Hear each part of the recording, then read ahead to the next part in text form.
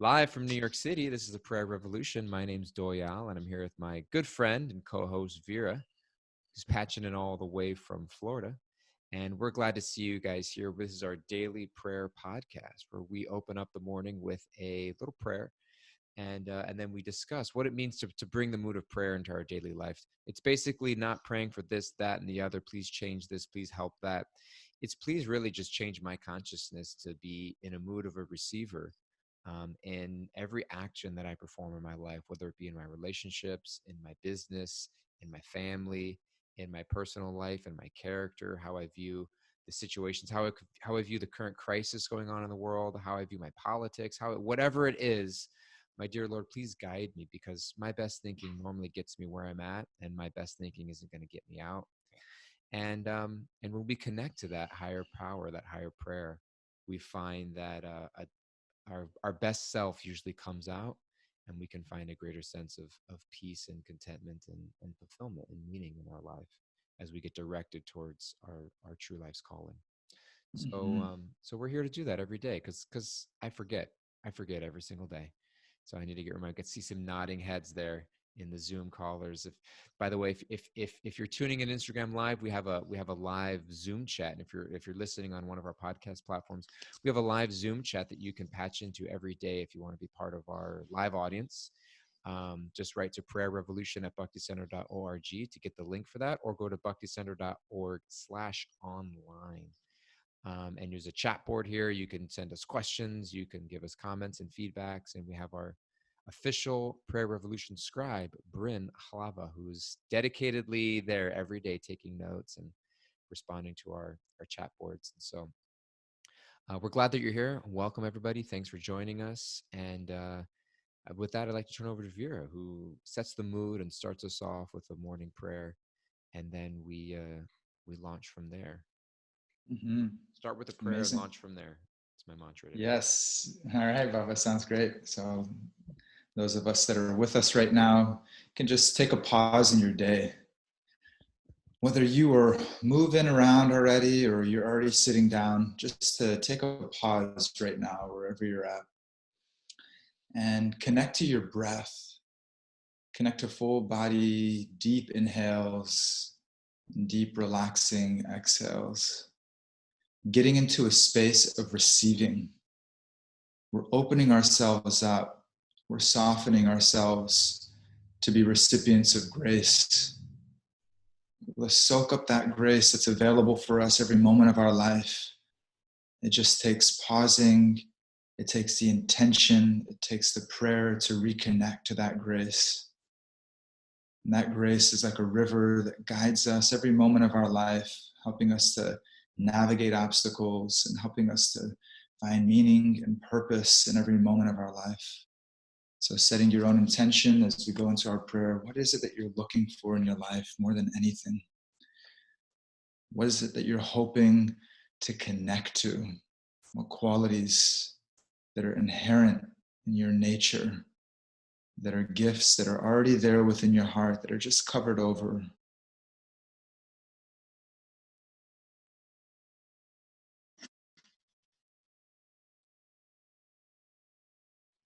Oh my Lord, you are sitting within my heart, and somehow or other, I forget you're there. Please don't put me into forgetfulness anymore. Please remind me that you are there. You are always there. All I want to do is get close to you, to love you more. Your love is all I'm looking for. Please help us to feel your love, to feel your presence in our life, like the sunshine warmly embracing us. You are the source of life itself.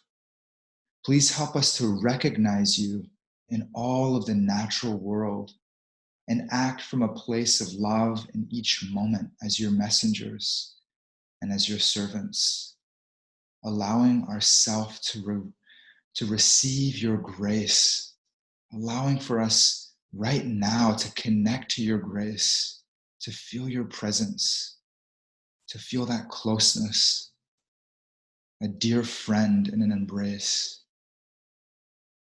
Through your beautiful holy names, let us feel that embrace. Hare Krishna, Krishna Krishna, Hare Hare. Hare Rama, Rama Rama, Hare Hare.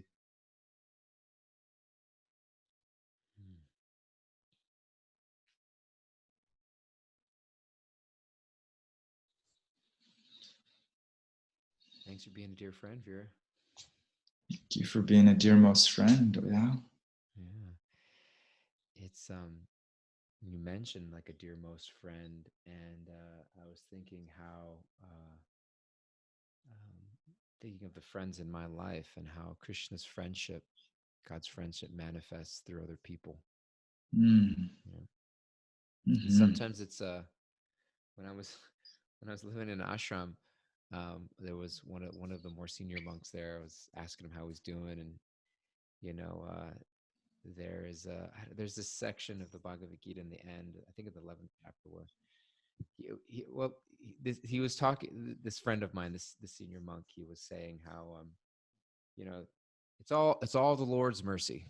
It's all Krishna's mercy. He says sometimes that mercy comes from the front, and sometimes it comes from behind. Sometimes it comes from the side. It just depends on how you receive it. He says, right now I'm getting a lot of mercy from behind right now. You know, he's just talking about like just like the struggles and challenges he was just experiencing, just being in a difficult space in his life, etc. And I remember we were laughing about it at the time. You know, you chuckle about it, but you know, sometimes you know that friendship of Krishna comes through other people, and sometimes it's loving, caring, obvious friends, and sometimes it's a little bit less easier to perceive. It's that mercy from behind or mercy from the side that kind of Mm-hmm. sideswipes you sometimes. don't kind of recognize it, you know, like it's like a slap upside the head.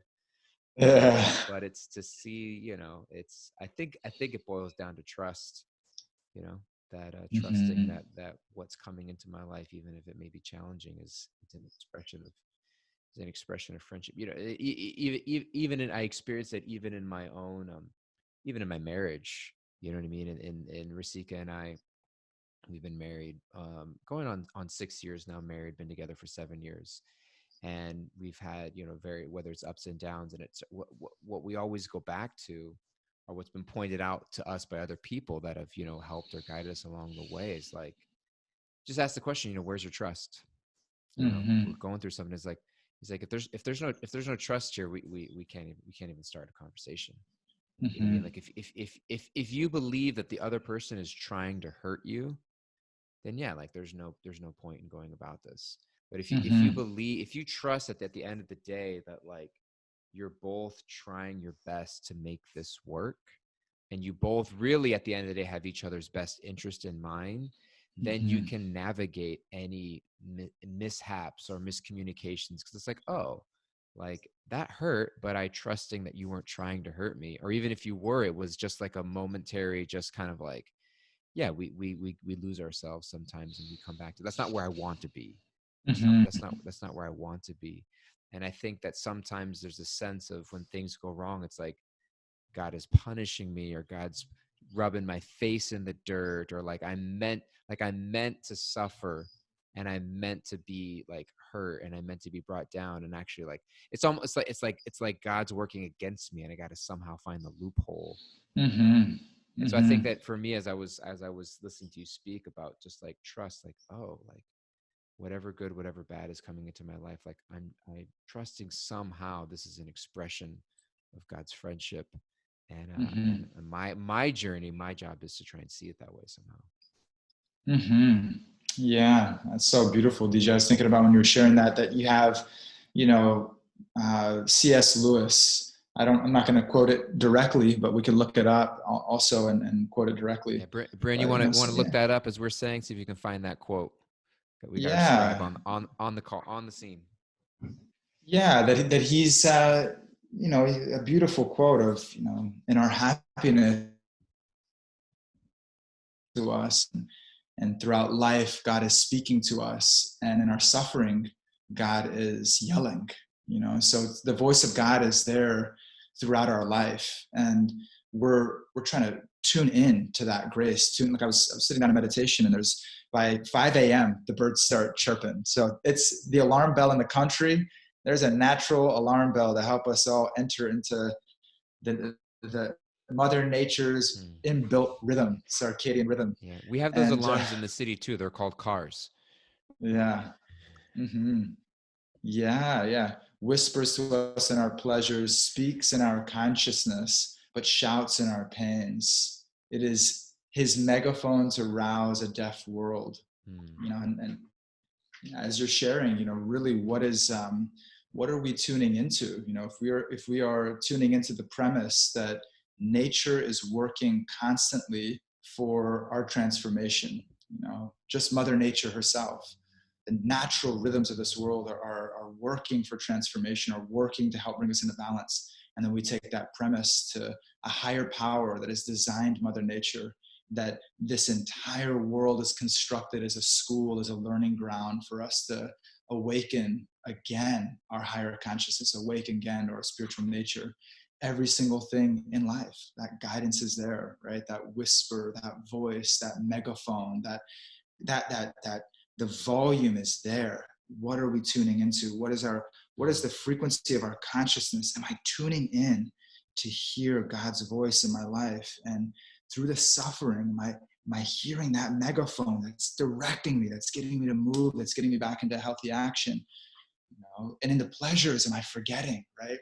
Am I forgetting? Actually, there's a whisper that's there that's helping me to stay connected to a truth, into happiness, into fulfillment of the soul that doesn't waver with the external happiness and distress that we'll go through in this life. And that premise is huge, right? It's a paradigm shift. If I believe there's going to be tests, there's going to be challenges, there's going to be so many different things that we go through in our life. We are going to go through pain. We're going to go through difficulty. That is the nature of this world. That's what's built in, right? That if I'm recognizing, but I'm recognizing it's happening for me. It's happening for my evolution. It's happening for my transformation, ultimately to help me to have that love and that fulfillment it's eternal, and it's increasing, and it's not blocked or limited by external circumstances. What does that do for my life? What does that premise do to activate me and to engage in this dynamic prayer revolution, in this dynamic conversation with God in each moment of our life, this listening and this prayer and this listening, and we're trying to hear and we're praying to hear and we're back and forth, and becomes this, powerful catalyst. Every moment of our life and suffering becomes this powerful catalyst for us to call out with even more intensity and sincerity to be able to hear the voice of God in our life. Yeah. I was thinking about it. Go ahead. Did you have something you wanted to share? I don't. I want to listen to you. Today, so talk about pleasures, right? You guys want to hear about some pleasure? Y'all want to hear about some high grade pleasure? Hit us. My life is miserable. I don't want to hear what you're doing that's working. Hit me. Help me forget about my life for a moment. And hopefully I'll be happy for you, not envious. No, you're my ever well wisher, Doyal, whether I'm up or down. I know it. So today I drove over to the house and have a little family ritual, drive over to the house in the morning. And then tell us about your situation right now. You say drive over to the house. Like, are you not living in a house? You're living in the woods? I'm in Florida. Yeah, I'm living in the woods right now because I came from New York, and if you came from New York, you got the plague. You got a little letter on your forehead that says, "Don't touch me. Don't get within spitting distance of that man." And so the last 2 weeks, 2 weeks ago on Sunday, I came to Florida, and I have been self-quarantining. I literally walk around with like alcohol wipes, like everything I touch is alcohol wiped and wiped down. And like, it's the cleanest I've ever lived in my life.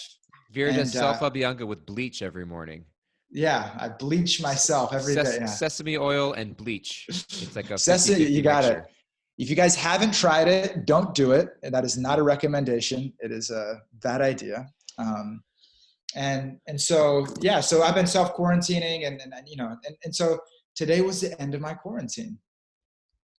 And so today I went to Woo-wee. So today I drove from my friend's guest house where I've been staying the last 2 weeks to our home where Deanna and baby Vira are staying and our mother-in-law. Guest house. That's what they call Yeah. the. That's what they call the Yeah. quarantine space. The guest house. Yeah. Yes, it was a done. Yeah, anyway, whatever.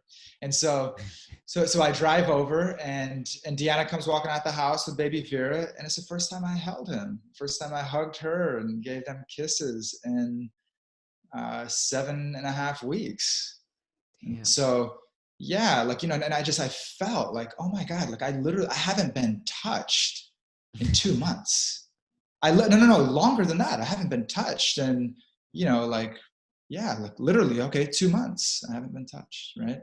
8 weeks. And that's just crazy. And so holding this little baby boy, this beautiful little angel, I felt my whole, like I could feel, because I hadn't touched someone in 2 months. I hadn't touched anybody. I could feel the chemicals in my body releasing. I could feel the endorphins. I could feel like I had this, like it was just like I was smiling, like nothing else in the world mattered. Like time just kind of disappeared. And literally, like I was like, I know I have to go because I'm doing a podcast with Doyle, but I was like, it all just suspended, in Mm. this embrace, in this closeness and this connection. And yeah, there is a whisper that's there, in the pleasures. And so that was a little pleasureful moment I wanted to share with y'all today. Aw. And there is a whisper. There's a gentle whisper that we're all looking for. We're all looking for that connection. We're all looking for that love. And it is so deeply fulfilling. It fulfills the heart, fulfills the soul, all the ambitions that we have, all the things that we feel that we need to do in order to be happy. It's all just fulfilled in one moment of an exchange of love and gratitude. Mm. And so, with a baby, it's so I'm finding it, so much easier to yeah, like the selfishness it's less, and to be able to be present and to be able to really, to be truly grateful for this being that isn't, wrapped in an ego, this being that just reciprocates love and joy with just no filter, just so appreciative and so grateful and so ready to reciprocate it. And so such a special moment, and definitely could feel that whisper, the Mm. whisper of really what is my heart, my soul looking for in this life, is that closeness, is that connection of the heart and the soul. And Yeah. that's what I believe every one of us are looking for. And when we don't have it in our life, it's like the jaded sort of energy can come in. It's like when we don't have a partner to share that with, or we don't have children, or we don't have friends, we don't have that. It's like that jaded feeling comes into life where it's like it doesn't exist, Mm. and love doesn't exist, and that whatever it is that we can do in our life to come back into that place of giving love, whatever it is we can do, like whatever the smallest act that we can do to come back in that space of giving love, of serving others and trying in some way to put another before us and service, it starts to activate again that reciprocal experience. It starts to activate it. And so for all of us right now, whether, it was an 8-week absence of that love and that touch, and what it meant for me when I didn't have it was this amazing gratitude for each moment that I have with him, with Deanna, whether I'm touching them or not, just it just increased this gratitude when I couldn't have it. And then when I do, I pray that I don't forget that. And for any of us right now, if we're feeling a little isolated and we're feeling disconnected, what can we do, to share that love that is beyond the physical? And that's what I found when I was with him and when I was with Deanna. It was like, it wasn't that touching him was the love. It wasn't that, right? It was being with him, being present with him, being grateful for him, being able to connect with him in that place with gratitude. God has brought him into my life, and that I could just exchange with him with smiles and with presence, and what that does, And so not that it's not limited to physical proximity, but man, it is a pleasure for sure. It's a deep and fulfilling pleasure. Mm. So there's a little So, something, yeah, a little so something to share with you guys. what you're saying is that you had been separated from the physical proximity of your wife and child for about 2 months and hadn't physically touched someone in that time, and that this morning you were reunited and you felt that like rush of just endorphins in your body and that pleasure and that beauty, and the people are just crying and people are just like shining on the board, and then you felt that pleasure, and then all of us dragged you away and forced you to put them down and come to this podcast so that you could be here. And we get it. We get it.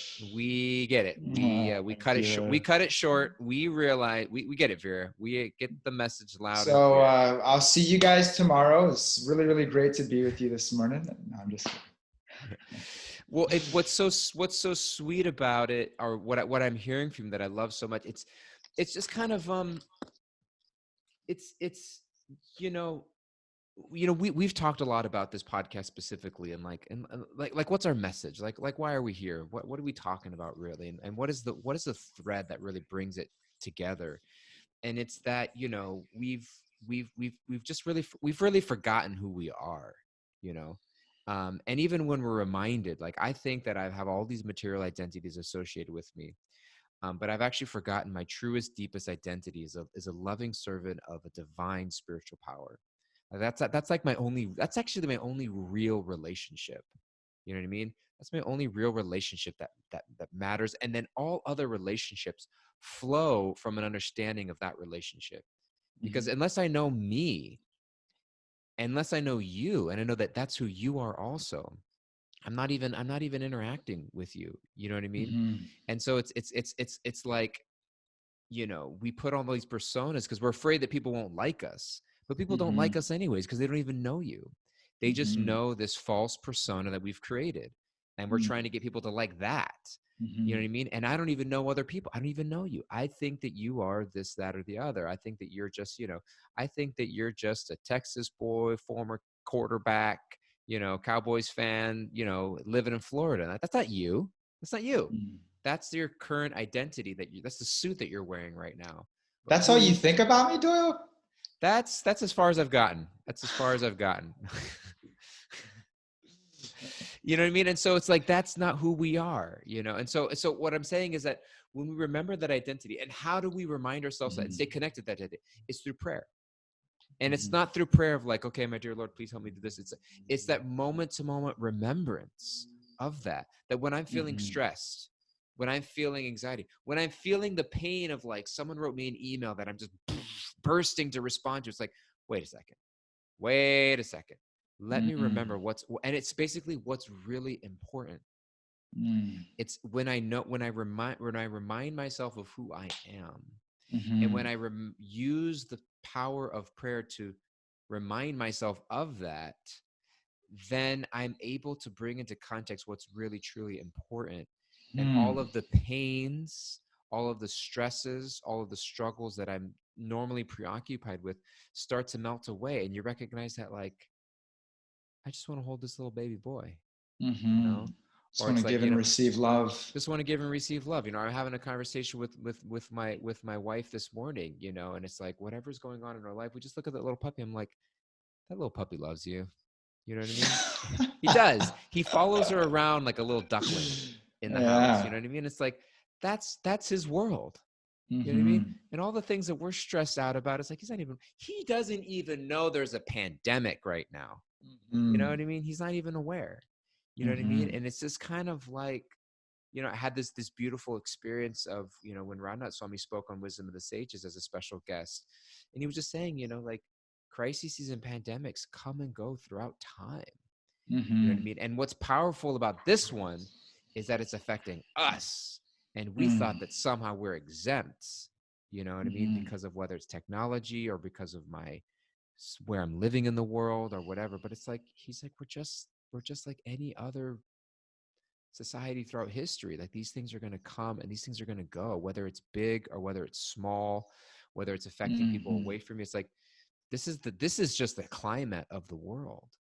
And Mm-hmm. what we're kind of, you know what I mean? It's like many people asked when this first came out, they're like, where's what I'm wondering what Radha Swami would say during this time. And I was thinking, he's going to say what he's always said, what he would say Mm-hmm. during any time. You know what I mean? Mm-hmm. He's like, start to remember what's really important. You know what I mean? Mm-hmm. Start to Mm-hmm. actually remember what's really important, which is our spiritual connection to Krishna, to God, to some higher spiritual power, because that's eternal. In the beginning Mm-hmm. of the second chapter of the Bhagavad Gita, Arjuna, Krishna's first instructions to Arjuna is that, you know, that which is permanent is of lasting, is of a lasting important nature, and that which is Mm-hmm. temporary is not real. It's not of actual genuine there's no value there. And Mm-hmm. so that relationship is something that's worth investing in, and is what's going to, and then we get little reminders of that, as you mentioned in the Mm-hmm. beginning of your prayer, you know, your friendship. It's like my Mm-hmm. friendship with you, my little puppy following my wife around like a little duckling. I'm trying to get him to follow me around like a little duckling. It's not quite the same. I'm the discipliner. My wife will say this. She's like, he's being bad. Put him in his crate. I'm like, you put him in his crate. She's like, no, I don't want. She doesn't want to be associated with the discipline. You know what I mean? So it's like I perform that function out of love. Out of love, I'm performing that function as a You're the servant. you're the megaphone. I'm the megaphone. She's the soft whisperer. And so but you know, whether we get that reminder, you know what I mean? And so whether it's through an animal, or through a pet, through a friend, through our child, through something, or sometimes it's a soft glistening eyes. Your baby has sweet blue eyes, doesn't he? Mm-hmm. Is it blue eyes? Your baby has blue eyes? Yeah, he does. He's got like these soft diamonds coming out of his eye sockets, these gems, this little Mm-hmm. beautiful angel. It's like that's an Mm-hmm. easy reminder, but sometimes it's a little harder reminder. Sometimes it's me putting you in the crate. Sometimes it's a different reminder, but I We're think it. not there yet. You're in a higher level of evolution with your puppy because he grows faster. But we're not at the He does, discipline stage yet. he does grow fast. We were looking, yeah, we were looking at these old pictures. It's like he grows up so fast. They grow up so Mm-hmm. fast, just like we grew up so fast. And so, but it's Mm-hmm. it's it's I think it's resting on that level of trust that actually, like, Mm-hmm. oh, really, really, what I'm supposed to be doing in life is be reminded of that most dear and important relationship. Mm-hmm. And so let me accept the things that are coming into my life, whether it's mercy from the front or mercy from behind or mercy from the side, that let me just take it as a reminder. You know what I Mm-hmm. mean? And if I'm reminded of that at the end of the day, whether however it comes, that's a successful day. That's a successful Mm-hmm. day if I can touch my consciousness to that Mm-hmm. divine remembrance. So Yeah. Did thank you for you sharing love that it? beautiful It's story. powerful. I was seeing Arjuna. Yeah, of course. I shared it. I didn't have any context or anything. I just wanted to share with you guys a beautiful moment of reuniting and love flowing. Arjuna, our godfather, daily laughs, daily tears, daily fears, daily victories. Such a real convo each morning, unique and real, no fake news, and I love it, right? It's like, to be able to, yeah, to be able to share our story of life, like to be in that living dialogue. It's a movie, right? There's gonna be suspense, there's gonna be uncertainty, there's gonna be fear, there's gonna be victory, there's gonna be challenge, there's gonna be love, there's gonna be heartbreak. There's so much that we're gonna experience, and that plethora of different emotions, that plethora of different experiences, all of it, it's a soul's journey moving back home, back to Godhead, back into connection with our beloved Lord, back into an awakened state of courage, of feeling in every moment I can serve, in every moment I can share love. I have a choice. Deep down inside, there is the free will of my soul to choose how I respond to life. So I'm super grateful. You guys remind me that every single day. I feel from the time that we've started this to now that I am the best version of my spiritual self that I've been in my life.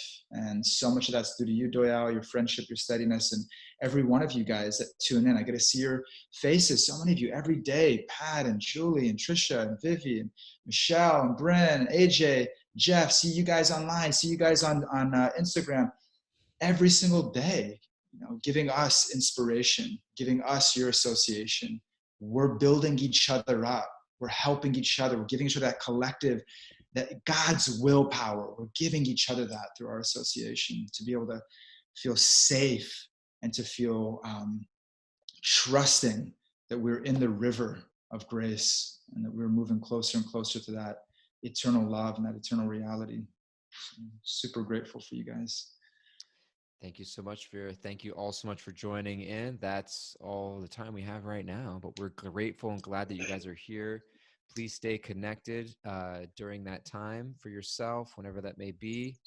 And we got 1 second here. Here we go. You there, Vera? Yeah. He's back on track. We love you guys. We love you so much. Please continue to tune in every day with us. We're here live every morning on Zoom. If you want to get the Zoom link, you can type right to Prayer Revolution at bhakticenter.org, or you can go to bhakticenter.org/online to check out our online offerings and other podcasts that we're offering. And we love you guys. Is that it? Is that all the announcements I got to make? Love you, bro. You know what?